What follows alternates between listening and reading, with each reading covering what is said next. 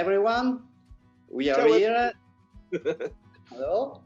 We are here to present the book written and drawn by Henrietta. This is the title because the author is Liniers, and the book is published by Toon Books.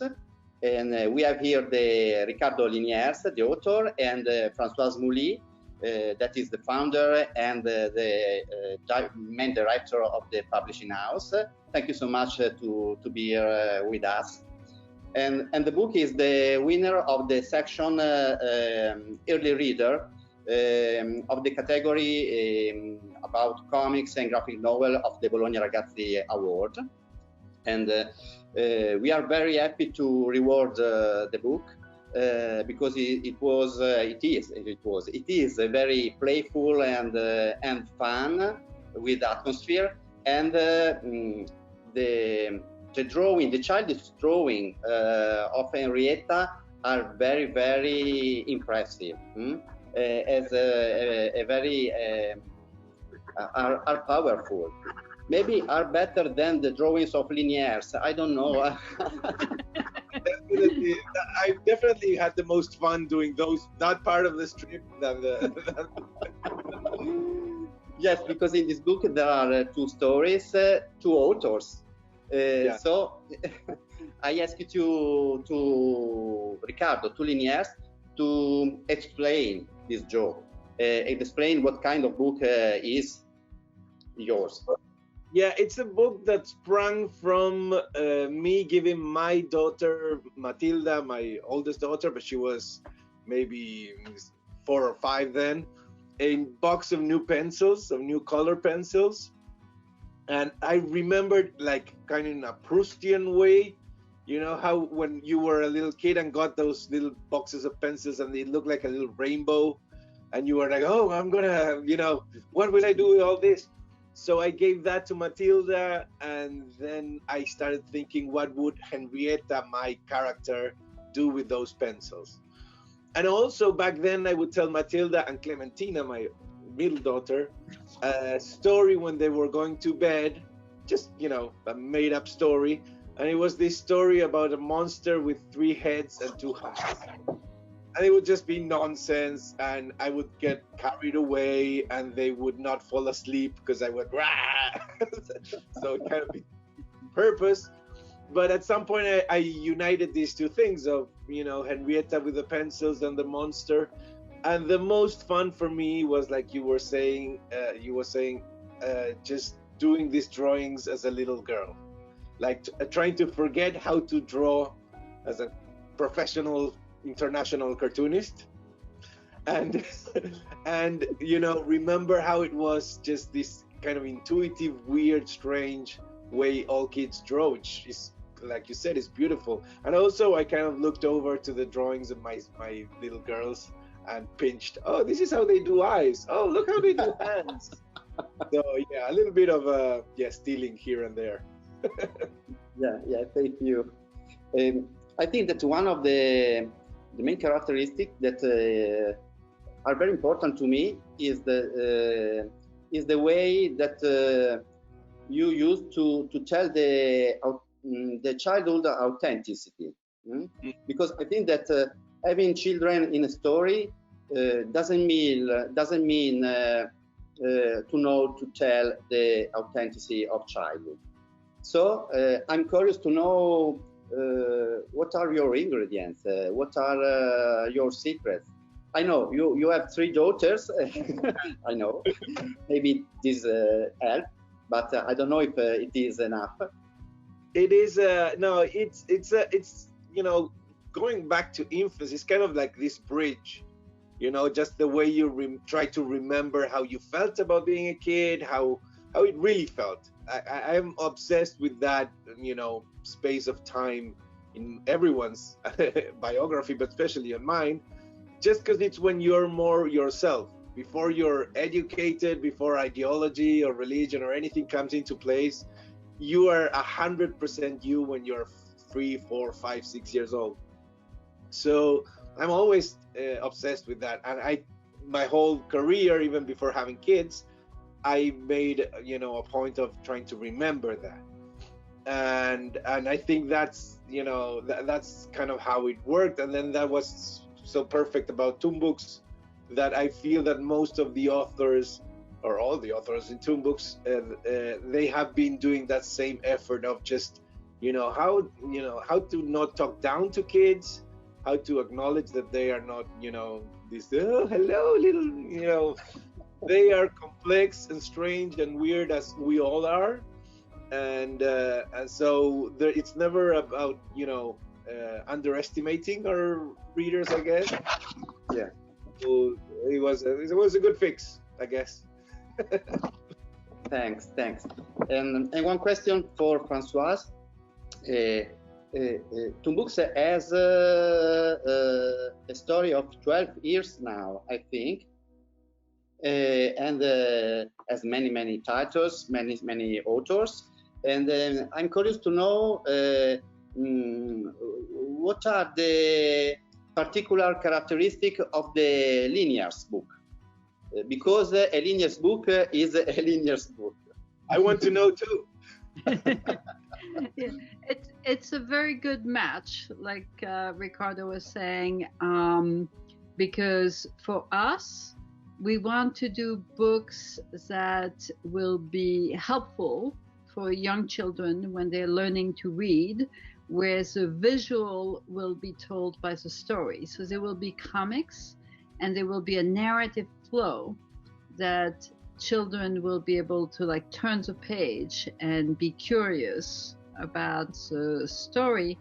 And in this book, it's a meta book about the way children live inside the books. I think what Ricardo said is really true, is most of the authors that we work with don't so much do books for children by looking down on kids, but they do books that they wanted to have when they were kids. Like that's for themselves as children.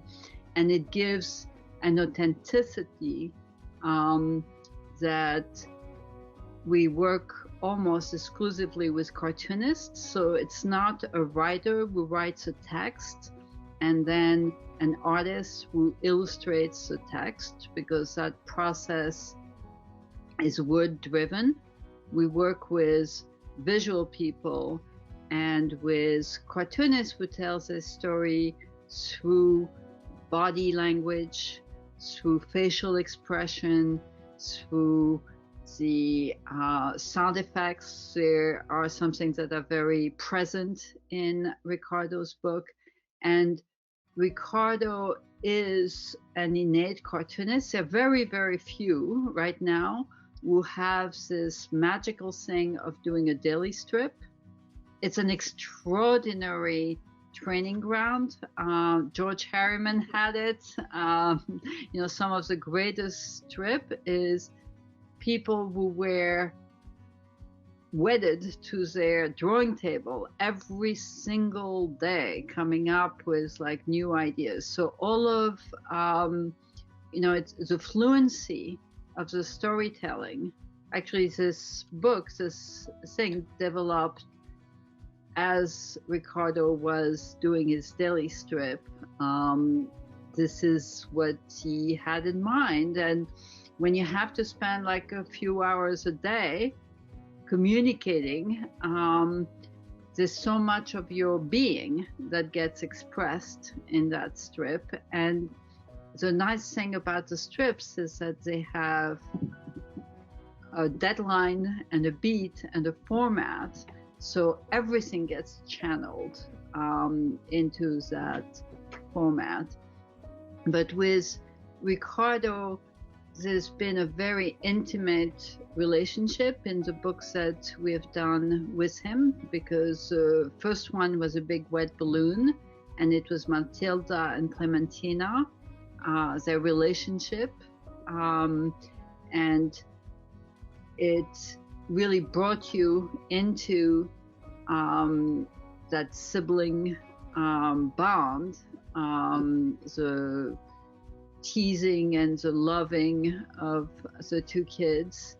And then we published Written and Drawn by Henrietta, which is a book about making a book and making up stories and living through the stories that you tell. And then we published Goodnight Planet, which was, in a way, Emma is her daughter, which was her appearance, really, as into the fray. And now together we're working on yet another book. And it is also involving the family. And I don't have any other artist where I feel so intimately connected to his family. Woo! Oh, wait, let me see. You're such a tease, Ricardo. Wow. You send me the footage, okay? And then I'm going to zoom in.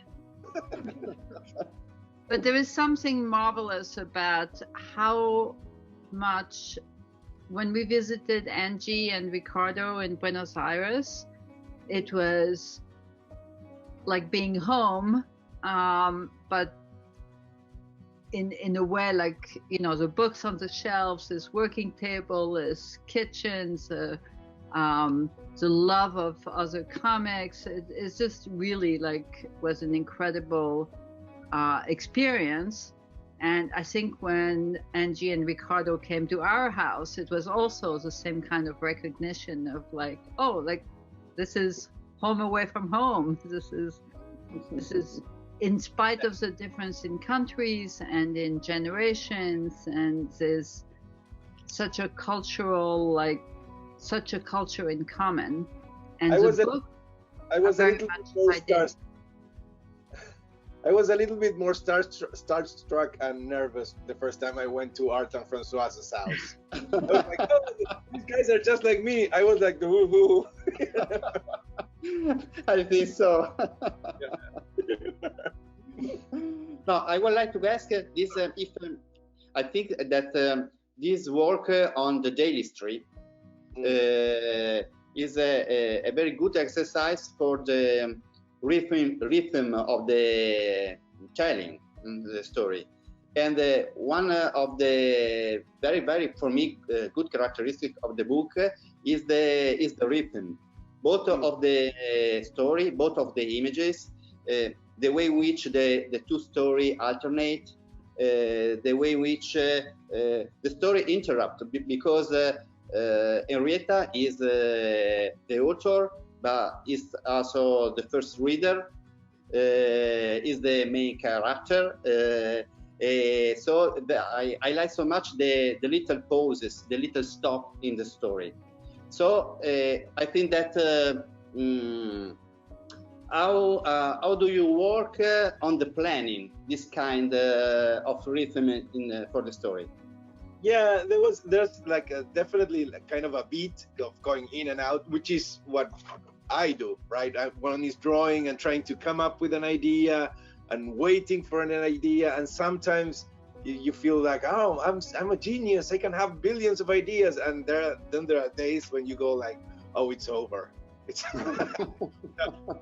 But the one thing I do remember thinking when I was doing this book was that I wanted the story that Henrietta was creating to be interesting, like colorful and everything, but also using the type of drawings that little kids would, that the eventual readers could be able to do, that they would go, oh, since Henrietta can do this crazy story about a monster and adventures and weird, I can do them too, because I can draw like Henrietta. Like I wanted it to be like a contagious kind of a book where the kid when it finished doing this thing can go like, oh, wait a second, I can do it. Like maybe I can draw like the genius Liniers, but I can draw like little Henrietta. So because that's exactly what happened to me when I was a kid. A friend of mine came up with a comics that he had made during the weekend, and suddenly I went like, oh, we can do this with my very basic set of skills. I could actually do a story.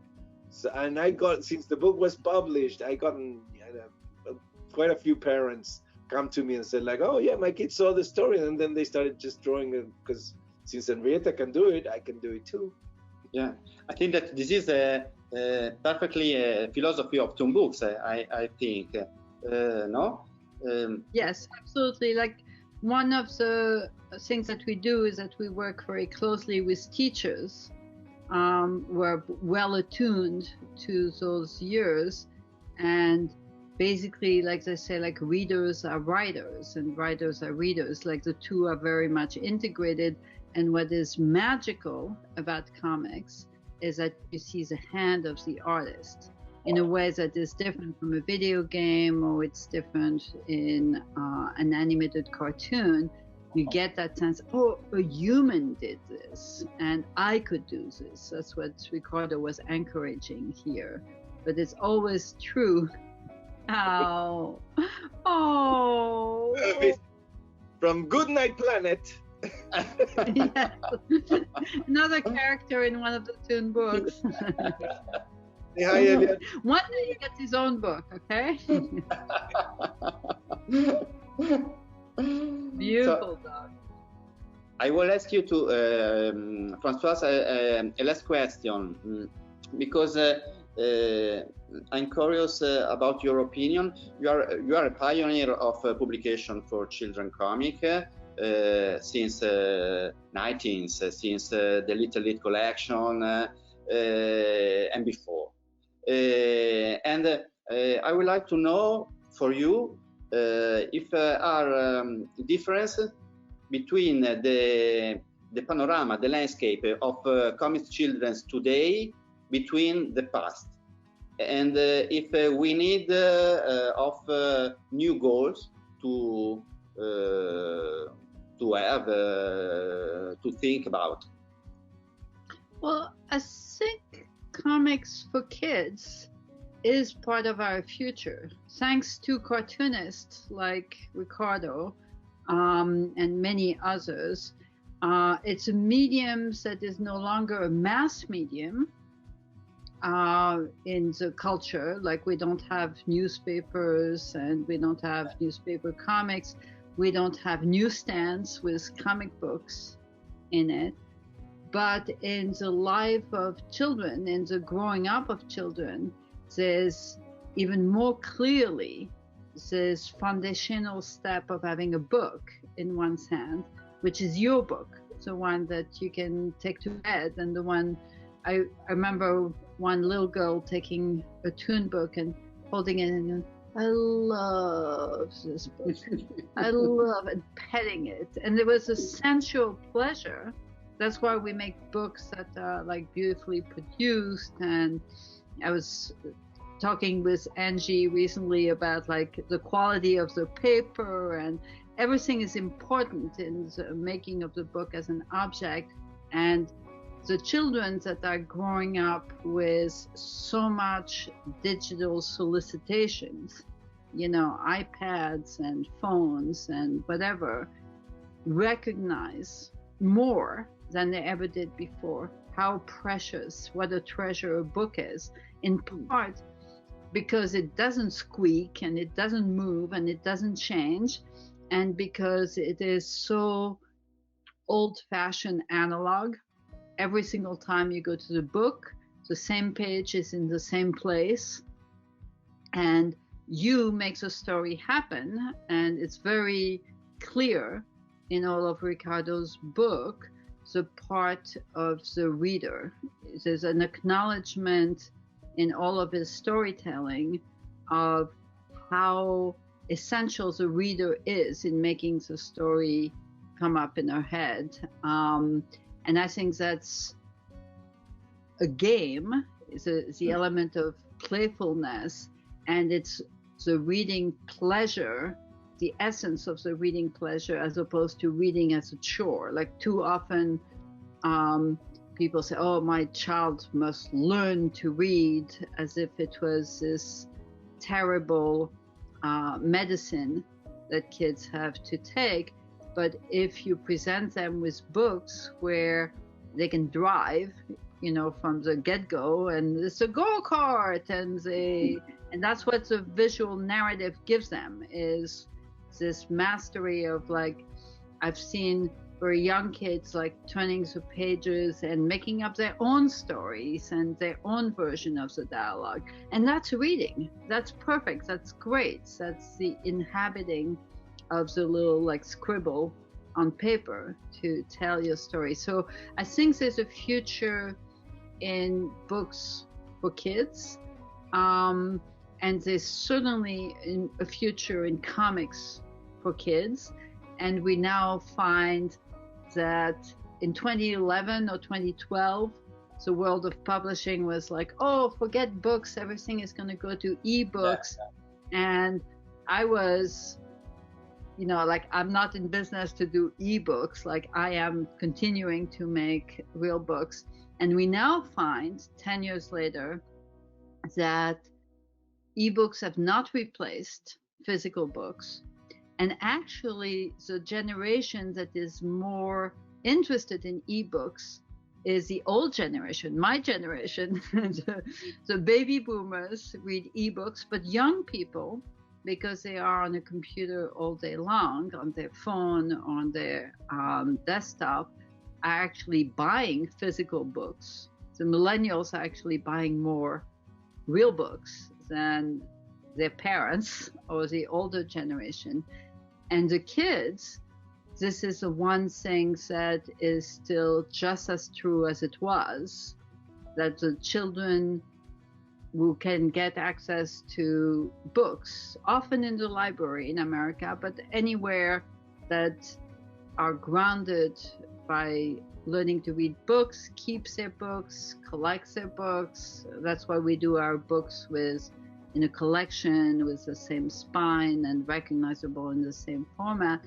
And there's something heartwarming when there's so many different things that have changed between the way we grew up and our grandparents grew up, and now our kids are growing up with the same classic books. I mean, the kids are reading the same books. Like Henrietta is all about the wardrobe and Narnia. So those are classic stories that inform everybody and share in that canon of culture, children's books, and now children's comics. That's all the work that we're doing to make comics included in that canon, give us a future that we can be hopeful about. Yeah. Thank you so much. It was very pleasure to have you here with us, and here maybe in the future in Bologna, I hope. we wish. I mean, I was so looking forward to being at, like everybody else, I'm sure. Yeah. But the main thing is that everybody is safe and that we will continue to do everything we can to get books in the hands of kids. So. Yeah.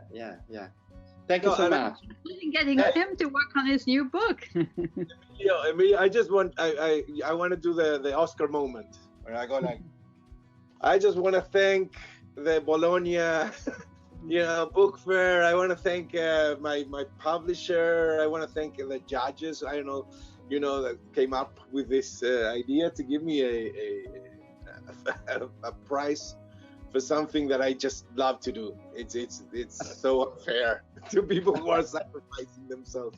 So no, it took me absolutely by surprise, and it's a book that I really love doing, and I have, it's an important book for me. So I'm very happy and beyond surprised and just. Yeah. So I'm happy too. We're very grateful that the Bologna Book Fair opened up with comics. I think that's a great move because there are more and more. You started with me because it's good that you started with me because there's no way to go but up now. So thank you. Thank you so much, Emilio. Bye. Good work. Bye. Bye.